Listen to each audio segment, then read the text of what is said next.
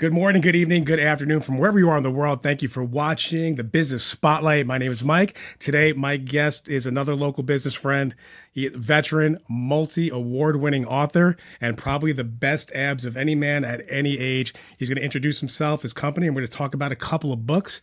So thanks for coming on today. Well, thank you for having me.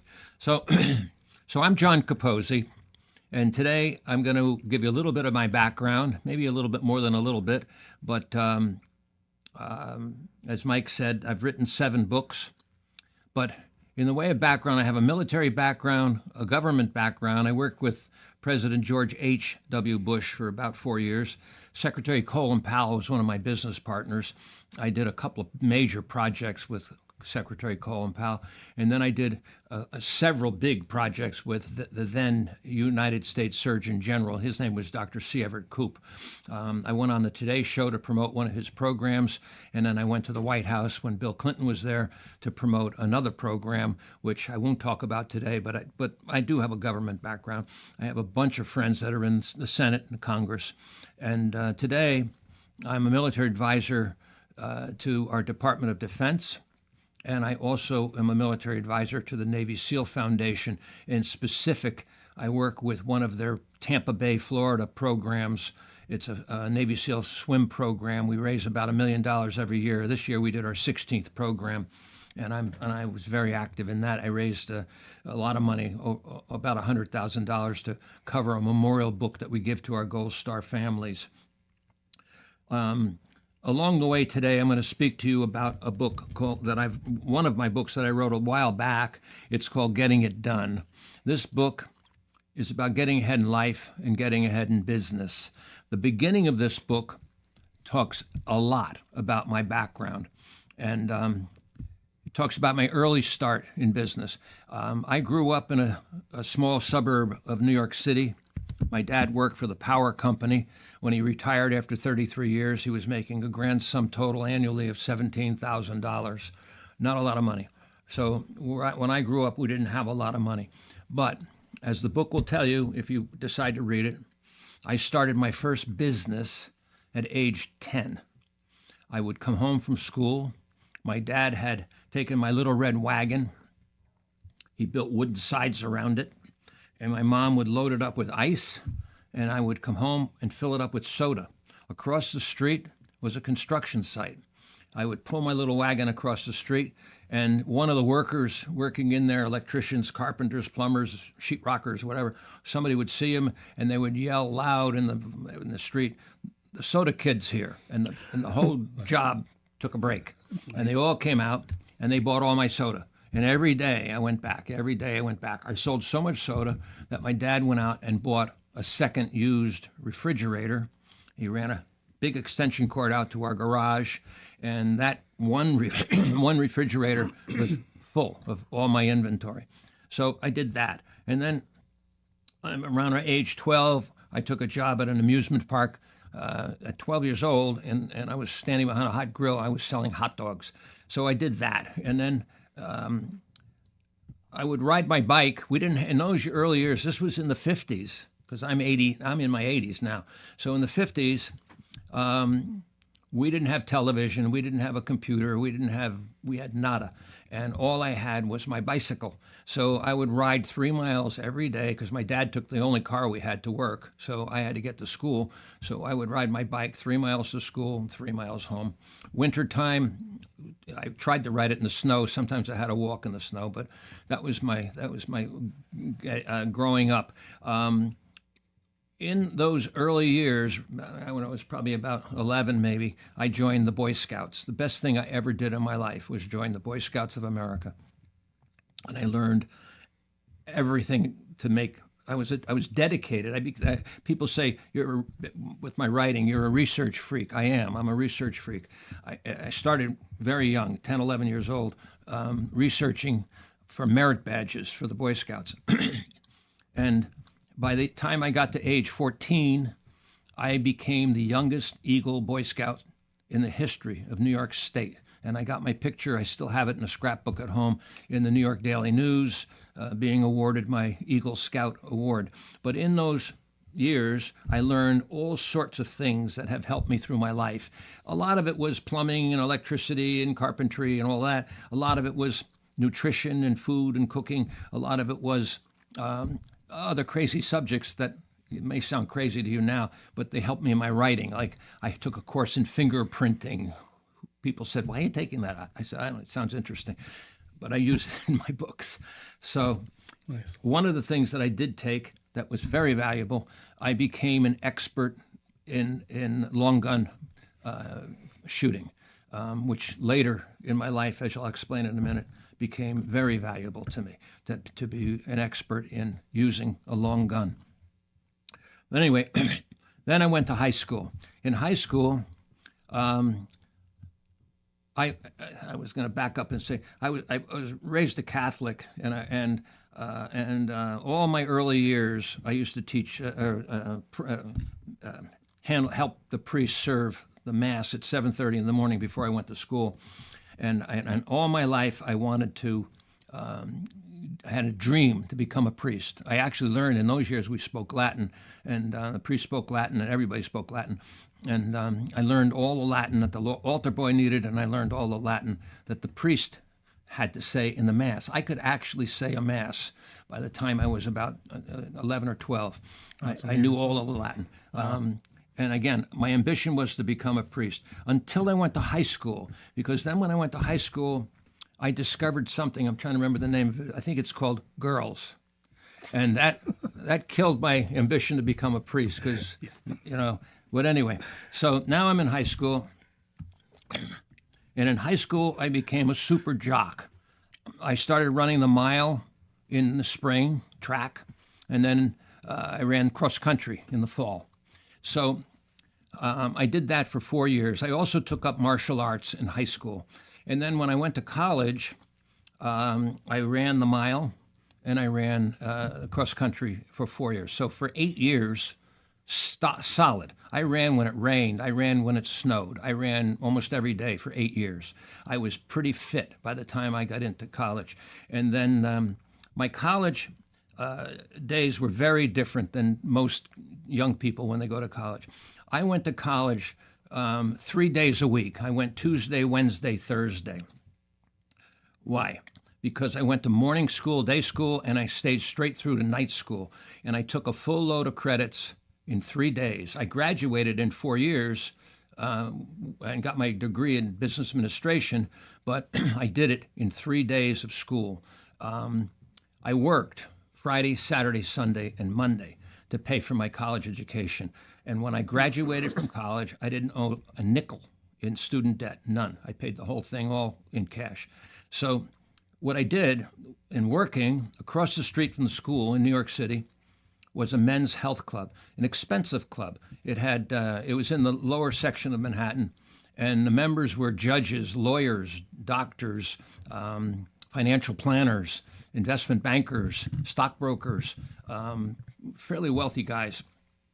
And my job was, I was the locker kid. So you would come in, you give me your number 52, I'd go get your basket, had sneakers and shorts and such, and that was my day. But it was good because when I wasn't getting baskets, I could do homework.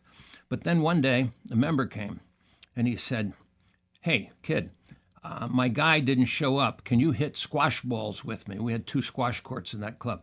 I didn't know what squash was until I went to that club. I never heard of it before. And squash, if you're not familiar with it, is a 4-wall court.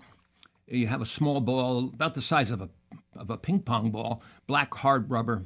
The racket is smaller than a tennis racket, but it's a racket sport. And you would hit the ball to the front wall, but you can bounce it off all 4 walls. You can even hit it all the way to the back wall and play the game. So I told the guy, he wanted me to hit with him because his partner didn't come. I said, I've never even held a squash racket. He said, no, I'll show you. It's very easy to learn. So anyway, I went in the court. And he did. He showed me how to hold a racket, backhand, forehand, how to serve it, showed me everything. He was a genius in strategy. So he would be able to hit that ball off the corner wall to the front wall and drop it to the other side. And normally that would be called a kill shot. And unless you're like some kind of Superman, you wouldn't get to that ball. But I was very fit. And I learned very quickly what he was up to. And anticipated it, and I got to most of those crazy shots, and I gave the guy a great game. By the time we finished an hour, he was dripping wet, and he said, "Oh my God, you picked this game up so quickly." So that was that. Then about 2 days later, the same guy calls me up and says, "Hey, I can't get a partner this week. Can you play again with me?" I said, "Sure." So that went on. And then little by little, his friends started calling and more friends started calling. And then finally the club said, "Wait a minute. I'm pulling you off the counter. You're no longer the locker kid doing baskets and washing the towels. I'm going to make you the quasi-club squash pro. And we're going to give you a raise from $3 an hour. I think it went up to $4.50 an hour." Nice. And I said, "This is great. I'm making more money." So now, but what happened was, now I started playing with all these rich guys, lawyers, stockbrokers, etc. After each game, I didn't ask them for it. They just did it. After each game, "Hey, kid, thanks for playing. Here's a $20 tip."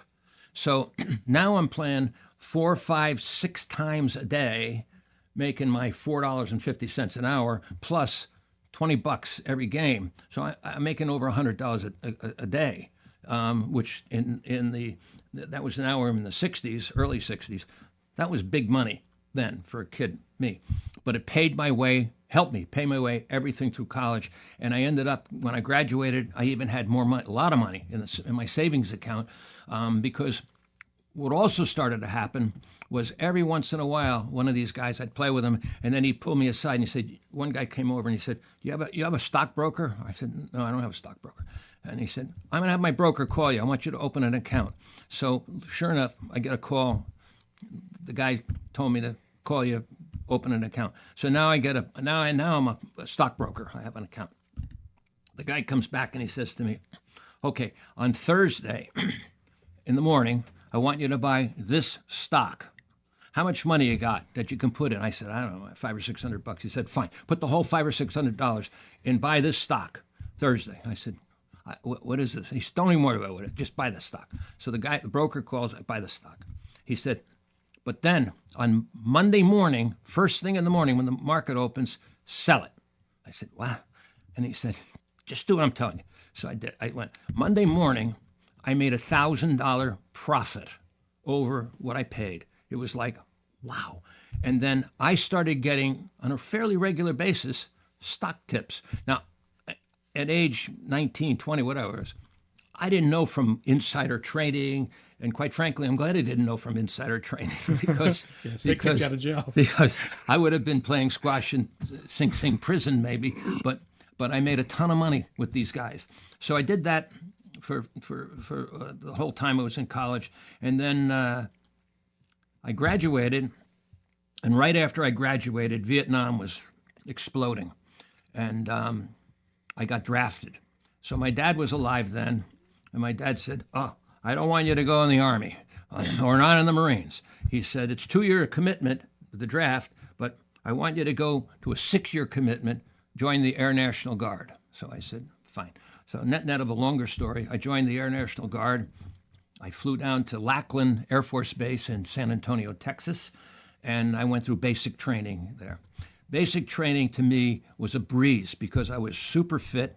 I had my martial art background, and I went through all of that. And then on the last day of basic training, actually 2 days before the last day of basic training, we had the 5-mile obstacle course.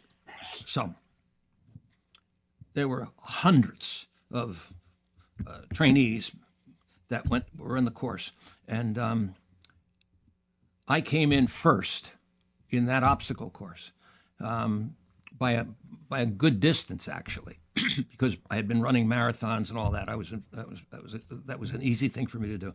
I finished, and my TI in the Air Force they call him TI, training instructor. Army, Marines, it's a DI, a drill instructor. My TI comes up and he says, "The commander wants you to see in the office."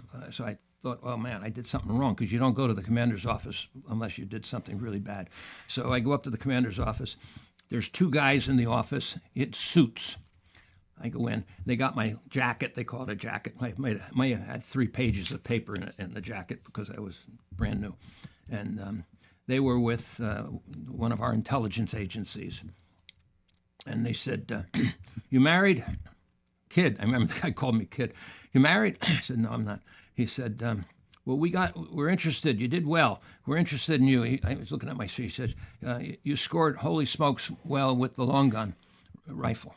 And he said, "We're putting together a special group." This was pre-Special Forces, United States military, right at the beginning, Vietnam War. He said, "We'd like you to consider joining our group." Now, if anybody watching this video ever served in the military, you'll know what I'm going to say. Something happens to your head when you go into the military. They change you. You become addicted to your brothers, the people you served with. There are situations where people in Nam, Iraq, Afghanistan, guys with families, kids, wives, will step up to 2 or 3 deployments because they don't want to abandon their brothers, their buddies. And so anyway, I had just gone through this limited amount of military, but I was addicted already. And I said, "Sure, this sounds interesting. I'll do that." The biggest mistake I ever made in my life. And I ended up, after coming home from Asia, I did stuff in Asia that took me 7, 8 months to clear my head, to get out of it. So much so that I decided when I came back, I needed to just unwind. And I had learned to ski in high school. Not great, but I was strong, and my skis were 2 feet apart maybe, but I never fell. And so I went up to a place called Bromley Mountain in Manchester, Vermont, and I applied to be on their ski patrol, and they accepted me. So here I am going down these trails, not falling, but being cautious, slow. But what I did, I started at 5:30 in the morning. I would be at the mountain, pitch black. And then I would get on the snowcat, and I would go to the top of the mountain. And then by the time I got up to the top of the mountain, daylight was just breaking. So then I would ski down a trail, looking for trees. We had to open the mountain. So each trail, before you could open the mountain, had to be checked to make sure there was no obstacles or whatever. So I did that trail. Then I would go back up the cat. I'd ski a different trail. And 2 or 3 of us. So we ended up, the ski patrol, we opened the mountain. And then instead of just kind of taking it easy, I skied all day long. I would go up, take the chair, go up, ski down. And I didn't go to lunch. For 7 days, I skied early in the morning till the mountain closed, because if the mountain closed, the whole ski patrol goes up, and then we have to close all the trails. You have to ski down every trail to make sure there's no person hurt, whatever. So by the time about maybe 3 weeks, a month went by, I was on my skis more than I was on my feet. So for 7 days. And I became a very, very good skier. So good that then I applied and took the test to become a ski instructor. I passed the test and I became a ski instructor. And that didn't last long for me, because as a new ski instructor, they assigned me what they call a bunny trail, the little trail for little kids. And I froze my tail off because I wasn't moving very much. And I was dealing with kids that were crying constantly, mommy, daddy, all that. And then they would have to go to the bathroom, and then they would have to go get cocoa and all that. I wasn't skiing at all. And I did that for about 3 days. And I said, I just made a huge mistake. So I quit the ski instructor business and got back to the ski patrol business.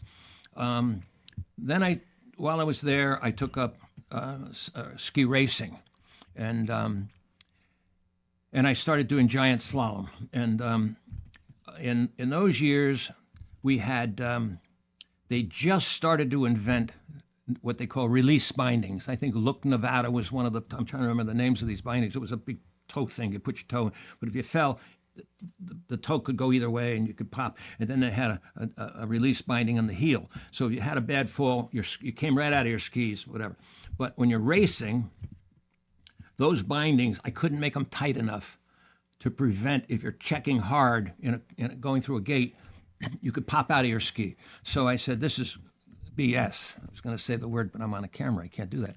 So I put in what they call a bear trap toe and a marker heel, non-release. So if I fell, no matter what I did, that my boot wouldn't come out of that ski. So I was making a ski movie for Bromley Mountain, and I was doing what they call a Royal Christie, which is where you're on one ski and the other ski comes up and rests on your shoulder, and you're on one ski. And I was skiing with one ski on the bunny trail, very slow. And I came to a place where they had what they call a sitz mark, which is where if somebody falls big and heavy in the snow, it could make a dent in the snow. And I'm coming along, and all of a sudden, the shovel of my ski went into that hole, and my skis didn't break, release, but I did a complete loop-the-loop, and I broke my tibia. I broke my leg, Easter Sunday day.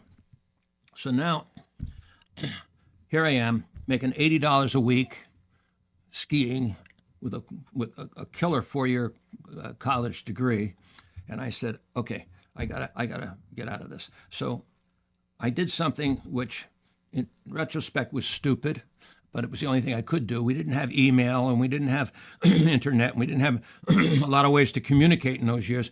So I sent a telegram. I did my research, and I found the name of the guy who was the head of personnel at American Airlines at LaGuardia Airport. And I sent him a note. And I basically said, if I can remember the note, that here I am, I'm up in Vermont, and I got a degree, and I'm ready for American Airlines to hire me.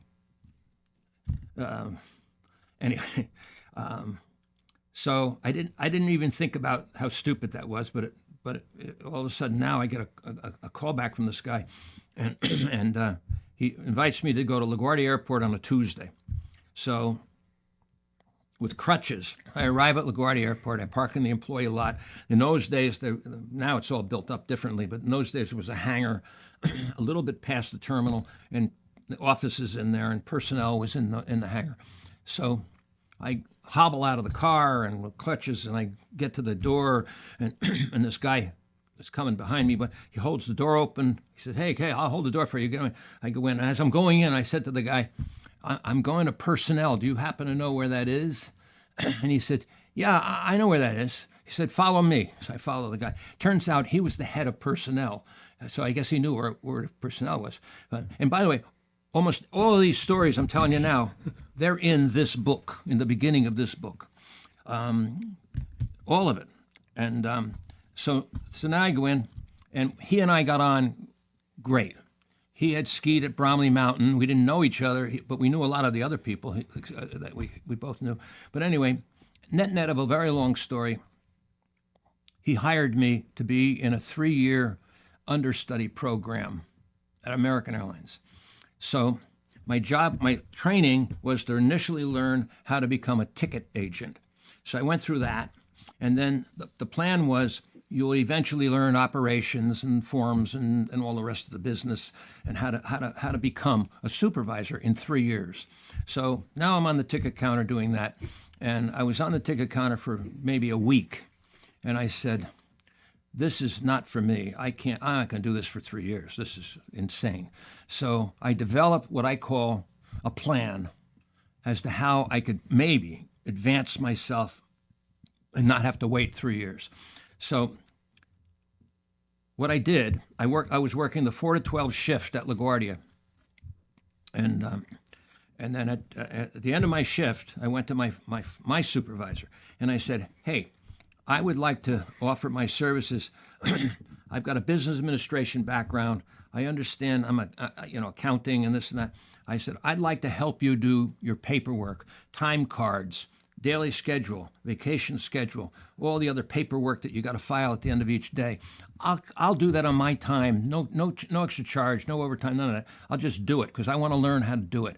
He said, gee, that sounds great. Why don't you do it? So I start with him. He was blown away. I did it like, poof, done. And then we had 2 other supervisors. And then one by one, they all came and said, wait a minute, can you do that for us? I said, sure. So every night after my shift, I did all the time cards, all the daily schedule for the next day, all that stuff. And then, sure enough, after about my 3rd month, one of the supervisors got promoted and he left. And the group supervisor holds a meeting and he says to his team, okay, we got to hire a new supervisor in here. And all of them said, Capozzi knows his job as well, maybe even better than we do. So I got promoted to supervisor in 3 months, not 3 years. So, and this is all in this book. So then I said, okay, now I'm in operations, and I got that. If I'm going to keep going in American Airlines, I need to get sales behind me. So I called up one of the sales reps, and I said, hey, I'm in operations. You're calling on commercial accounts, and you're calling on a traffic manager, and the traffic manager then has to go out and visit people, clients. And those clients, if somebody in the company wants to go to Chicago or LA or whatever, they call the traffic manager and they say, I have to be in Chicago on this date, that day. And that traffic manager picks the airline, picks the time, et cetera, and makes the bookings and all that stuff in the corporations, big corporations. So the sales rep, I said to him, I want to shadow with you and go with you because the airplane's the same, the meals are the same. There's not much new going on. You have to go in. Your basic job is to go in and just become a friend with these traffic managers and schmooze them a little bit. Sure, they would take them once a year, maybe on a tour to Disney or San Francisco or some trip, whatever, for a couple of days. But each month they had to be, the sales manager demanded they go to lunch, they go to this, that, just to become very close so that they could get the business. So the sales guy said to me, oh my God, this is great because now they'll meet you. They'll know you at the operations side. You can tell them about fog and snow and delays and this, or if they have a VIP coming in and they want somebody to meet the flight or deal, whatever, they have a guy. You'll be their guy at the airport. This is great. Come on in. So now, one day a week, I start going out on sales calls with this sales guy. I think we had 12 sales guys at the time. The next week, I went with a different guy. The next week, a different guy. The next week, a different guy. I learned almost every account that they had. I learned their business. I learned their call reports. I learned their expense reports. I learned everything. And sure enough, after a couple of months, one of the sales guys moved on. And Mike Buckley was his name, the district sales manager, holds a meeting of everybody. And they said, well, we got to get a new guy to replace whatever. And they all said, oh, Capozzi knows the job as well as we do. And I got promoted to become a sales rep. As soon as I got that job, I then said, okay, next, I got to go to the general office. I got to get into the marketing department. So I met one of the marketing guys, and I got to know him quite well. We went to lunch. He actually played squash. He and I played squash together. I got to know him quite well. And then I learned his job. And then along the way, he moved on. I got his job. It's the same thing. That all of this promotion stuff is in this book. This book has 1,000 max. The beginning is me. All my life history is in here. Then it has 1,000 maxims, anecdotes, and stories. Number 1,000 in this book is exactly what I did to get 13 corporate promotions in 13 years. Because what happened at American Airlines, I had 8 promotions in 8 years, and then I was a senior director in the corporate headquarters. My next step was vice president. But now I estimated it will take me a long time before a VP job opens. And I didn't want to wait 2 or 3 more years. I was on a fast track. I said, I got to get out. I got to leave American Airlines. As much as I love this company, I'm going to leave. So I ended up going to a division of Midland Bank, which was then the 4th largest international bank in the world. And I was hired in New York as a vice president of sales. In my first year, I brought in $500 million in new business. And the chairman of that company went nuts. And I got promoted to senior VP. And then I got promoted to executive VP. And then I got promoted to the CEO of North America. I was with them for 5 years. I had 5 promotions. So in 13 years, I had 13 corporate promotions. And it's all in number 1,000 in this book. I have sold several 100,000 copies of this book, mostly initially to corporations to give to clients and employees, because the book not only has stories about me, it has stories about people who never went to high school and became billionaires. It has stories of people who never went to college and became billionaires. Phil Knight, who started Nike, he started his business by selling sneakers out of the trunk of his car. Jeff Bezos started selling books out of the trunk of his car. And then he got a one-bedroom apartment to sell books, etc. Michael Dell started making computers in his garage. There's dozens of stories about guys that had became incredibly successful. Then there's other story. One of my favorite maxims in here was from Wayne Gretzky, one of the best hockey players that ever played hockey. And in here he says, you miss 100% of the shots you never take.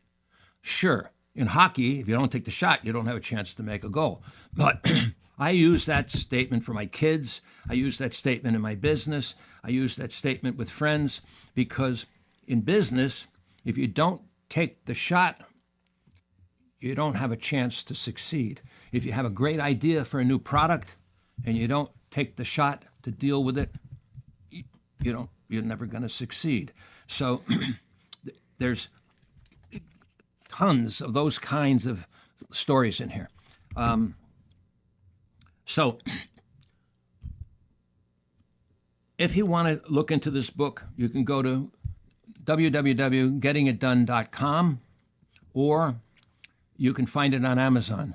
And if you go to Amazon, or you can go to my site, John M. Capozzi, all one word, JOHNMCAPOZZI, johnmcapozzi.com.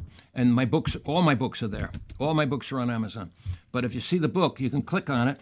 It'll take you to Amazon. You don't have to buy it. But next to the word where the book is, it gives you a synopsis, and it'll tell you all about this book. This particular book, the jacket quotes on this book are amazing.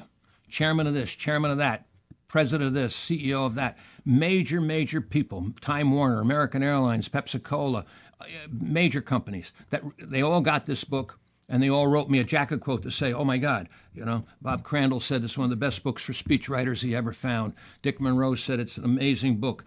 He was Time Warner, chairman of Time Warner at the time. But so that's this book. And I hope that this story is of interest to you. And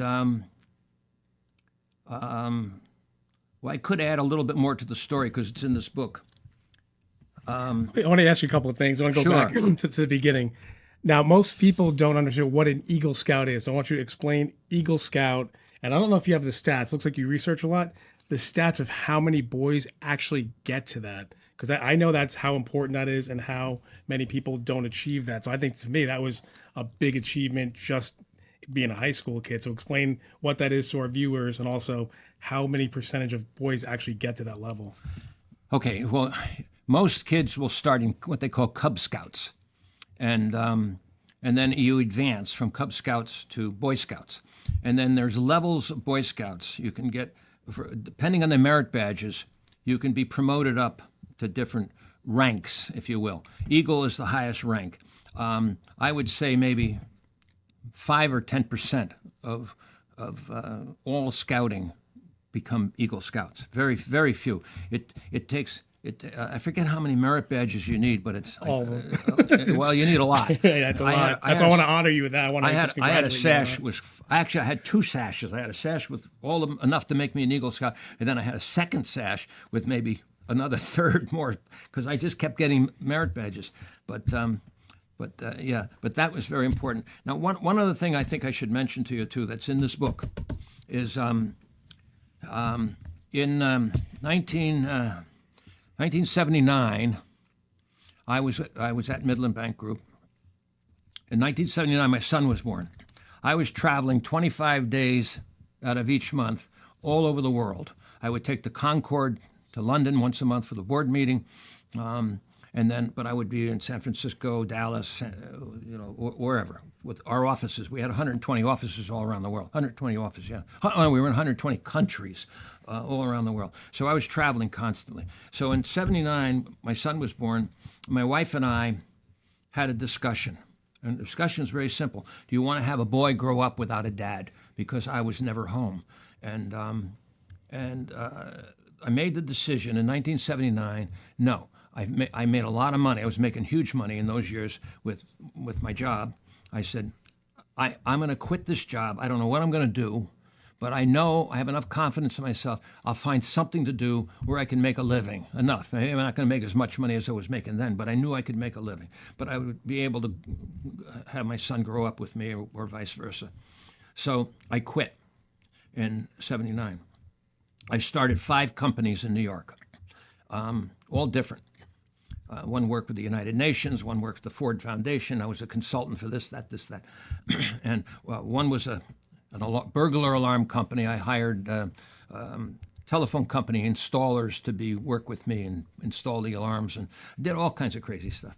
And so then in 1981, my daughter was born. But in 1981, my wife had her second bout with cancer. And Sloan Kettering, chief of surgery, put his arm around my shoulder, took me out into the hall, and said, "Mr. Capozzi, it's in her lymph system. We got a problem here. I would say you got to start making yourself arrangements. I'll give you 3, maybe 4 months. You're going to lose her." So I then said, "What am I going to do with 2 babies if I lose my wife?" So I had made enough money earlier in my life to buy a townhouse in New York. I had 5 companies. I sold the townhouse. I sold the 5 companies. And with what I had savings, this, that, I had enough money. In 1981, I retired. And we bought a big place, 10 acres, in Connecticut. And we moved to Connecticut with my wife and kids. My wife was a Christian Scientist, and that's a whole other day. We'll talk about that one maybe. Harvard's been down twice to write a book about her, but she used mind over matter to survive. She never had chemo, she never had radiation, and she's alive today. And but we moved to Connecticut. So for 2 years, we had this big estate. It was all woods, 10 acres, swamps here, there, puddles here, there. We didn't need a car in New York, but as soon as we moved to Connecticut, I bought a pickup truck, and I bought a John Deere 4-wheel drive diesel backhoe. And I got up every morning, and I cut down trees, and I started moving dirt, filling in holes, and cleaning the place so that I could put in grass and make it beautiful. And then one of my accountants from New York called me and said, "What are you doing up there?" I said, "I'm cutting down trees and building stone walls and whatever." He said, "Well, I got a product. I want you to sell this product for me." And it was a tax shelter. I didn't even know what a tax shelter was. But anyway, he said, so I learned, and in this book, you'll see stories about what I did. But in 1 year, I sold $16 million in tax shelters, and I made enough money that I could then start other companies. And one of the companies in here is a food company that I started from nothing.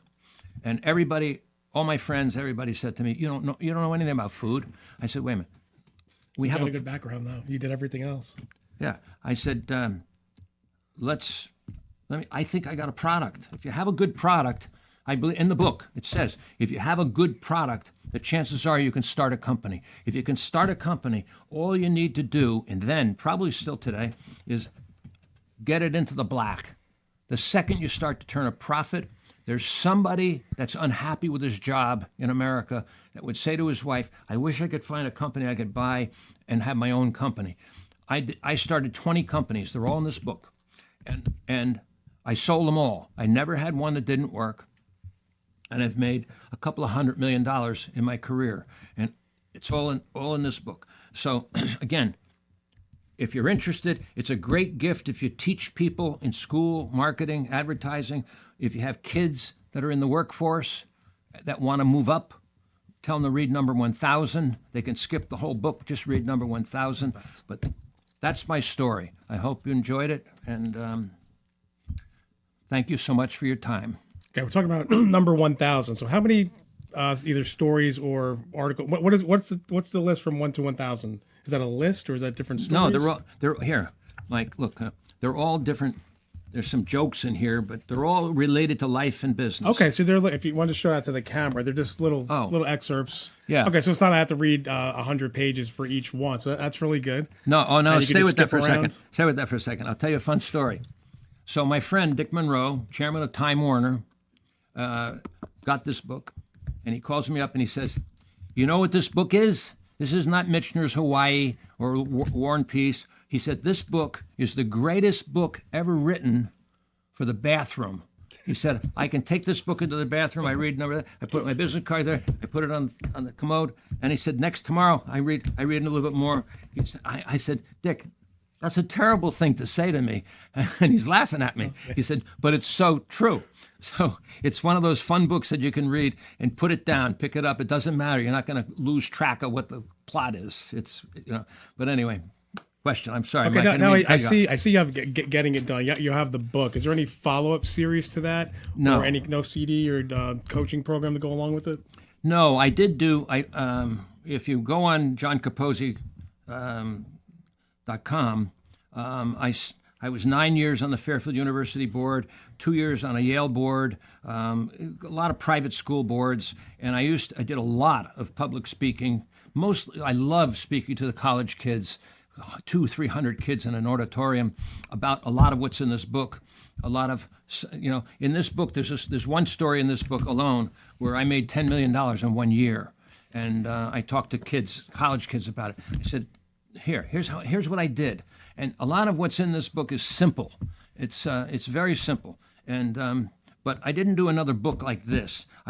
All my other books, which we can talk about another day, or you'll see them on my site. I did a book about physical fitness, Aqua Therapy. That's this book. It's on my John Capozzi site, and this is all about how I prevented major surgery when my back went out again. I did this book. This is a fiction book, but it's all based on fact. I was having lunch in 212 with a friend of mine from the CIA, who I worked with for years, and another friend of mine from the FBI. We had lunch, and we were talking about this and that and this and that. And in that lunch meeting, they both said, if we have a lone terrorist in America, a lone terrorist, maybe one or two guys, maybe it could be three guys, but Al-Qaeda, 30, 40 people, we can penetrate that. We can get a Farsi-speaking guy to penetrate. We have a chance to stop them. But if it's one or two guys, more than likely it's a brother, a cousin, friend, whatever, and we can't penetrate that. He said, but then the problem we have is, and this was in 212, is that we have millions of people coming in our southern border. We don't know who they are. And then the Canadian border, as open. You could drive from Buffalo towards Vancouver, Calgary. All of a sudden, you'll come to a road. There's a sign. It says, "Welcome to America." You just drive in. There's nobody there. Wow. Nobody. So the Canadian border, very weak. Then they said, oh, and then you got the Pacific from Vancouver all the way down to San Diego. Hundreds of seaports and marinas. Atlantic, Maine to Florida. Thousands of small little marinas and ports and seaports. Now, I have a for many years, I had a big 50-foot fishing boat. I would go into international water tuna fishing, and I never, in all my years in boating, and I've been in boating since I was a kid, I never, ever saw one Coast Guard boat, but I could rendezvous with a freighter in international water. I could put something in my fishing boat and bring it into my little harbor in Connecticut when I lived up there. And the FBI guy said to me, look, if somebody brought in a weapon of mass destruction into Washington, D.C. and set it off, poof, instantly, give or take 20 million people, vaporized, gone. The White House, gone. Pentagon, gone. Congress, gone. FBI, gone. CIA, gone. Social Security, gone. All the departments that are critical to our country, gone in 1 second. And New York City, not much better, gone. So I left, and in 2012, I wrote the first draft of this book. And I didn't know this is my first novel. And I said, nobody knows me as a novelist. So I did my research, and I got Tom Clancy on the telephone. Wow. And I spoke to Tom Clancy for 45 minutes. He told me about how he used to sell insurance and how he got into writing and all that. And he was screaming at me, I said, I want you to put your name on my book. They don't know. Nobody knows me. They know you. He said, no. He said, you got to learn to write your own books. So I said, okay, send me the book. So I said, fine. So I sent Tom the manuscript for this book. A couple of days later, he calls me up. His exact words to me, I'll never forget it. He said, this book is outrageous. He said, but everybody in America needs to read this book. He said, because everything in here is 100% accurate. He said, we can't stop, either nuclear, biological, chemical. He said, we can't stop it with one or two people. And and he said to me, change the ending. I had an ending, it just ended. He said, no. You got to change the ending so it has sequel. He said, if we do a movie, he said, we want to do another one, and another one, like James Bond stuff, right? So I said, okay. So I changed the ending. I sent it to him, and that was in 2012. In 2013, Tom Clancy dropped dead with a heart attack. We had entered into an agreement, 50-50 deal, book rights, movie rights, TV rights, every right? Gone. So I put the manuscript on my computer, and I left it there until now. It's been a little over a year and a half. I dusted it off. I cleaned it up a little bit because Iran is acting crazy. And I said, it's time that this book went to market. So it's now on Amazon. And the jacket quotes, Admiral James Stavridis, former Supreme Commander of NATO. You got to read this book. Jay Leno, very good friend of mine from The Tonight Show. I don't have my glasses on, but I can't really read the quotes. But same thing. You got to read this book. The former head of the Israeli army in the Six-Day War and head of the Mossad in Israel. You got to read this book. And military people, Lieutenant Colonel Zumwalt, his father was Admiral Zumwalt. John Doolittle, 25 years Navy SEAL. He ran special ops for our government. Read this book. So read the book.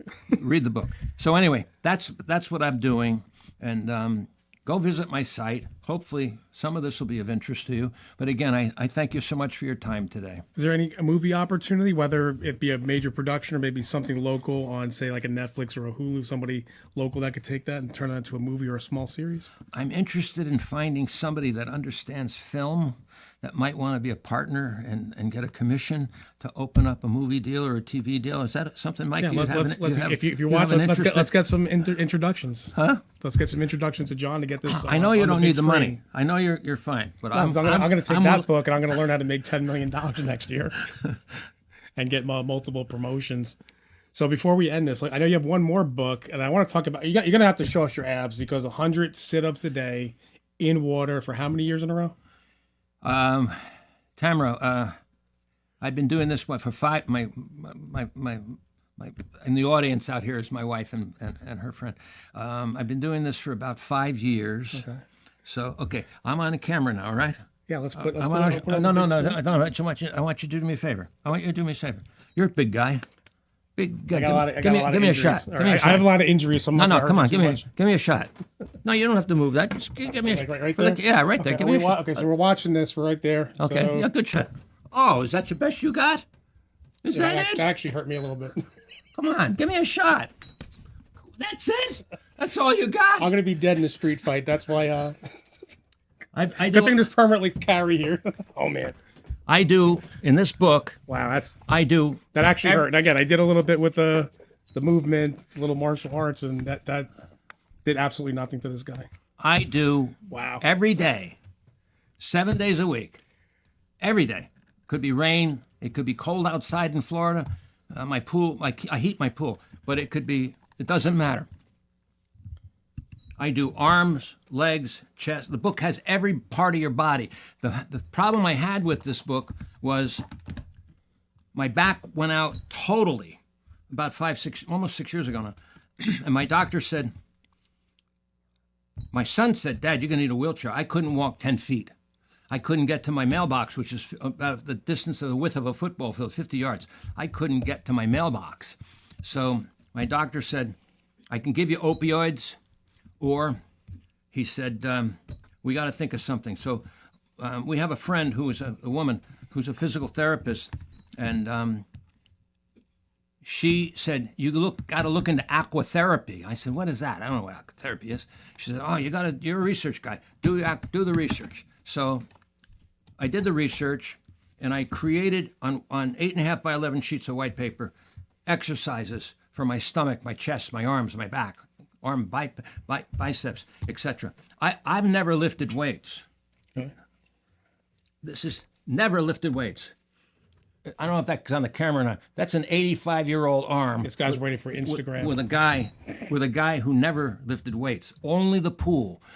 This exercise develops your forearms. This exercise develops your biceps.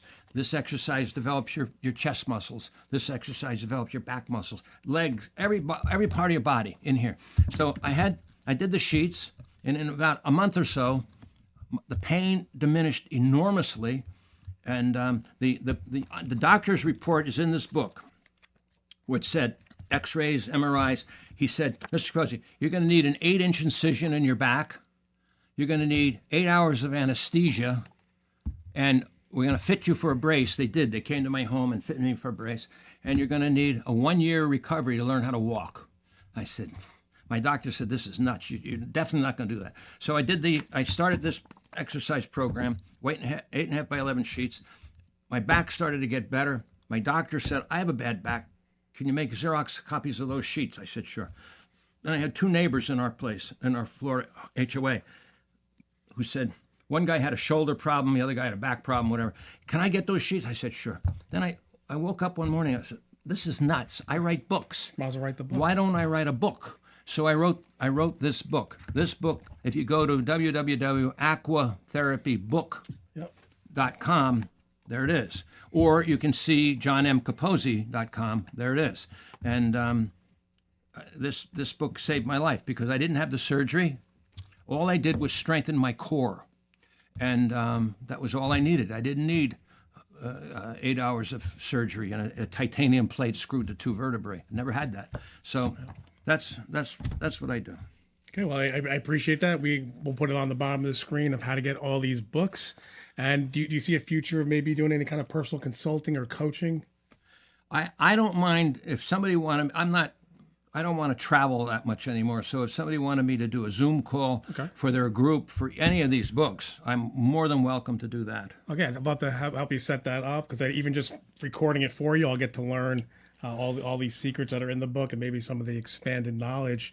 I definitely appreciate you coming up. Hey, and maybe we get his abs, and you'll see them on Instagram or your favorite social media. And you should definitely be a pool. I mean, this might even help you sell pools. So if you're a pool person, I think we got to put that in there. And that should just come with every pool you get. Well, if you go to the site, you'll see I listed where do you get all the equipment to do this program, because you need leg weights, otherwise you're floating all over the pool. So I wear like 5 pounds on each ankle. It sounds like a lot. It's not. Yeah, I could probably because you're buoyant in the water, so you don't even know you're wearing the weights, but it keeps you grounded. Otherwise, you're floating all around. It doesn't work. And then you need a float board you hold on to do the aqua sit-ups. You hold onto the board. You bring your knees up to your chest and keep your legs up. But with the weights on, if you do 100 of those, by the time you get to about 100 of those with your legs up high with 5 pounds on each weight, you'll feel your stomach burning. So. But Mike, what you need to do before we meet again, though, you got to promise me, you got to go to the gym, Mike, and get a little, toughen up a little bit, As soon as I get over these injuries, maybe I can use Aqua Therapy to get over the injuries. Then I can maybe punch you and you'll maybe feel it like. Oh, is that it? Maybe. All right. Well, we appreciate it. We're going to end this here and then see you next episode. All right. Well, thank you very much for your time today.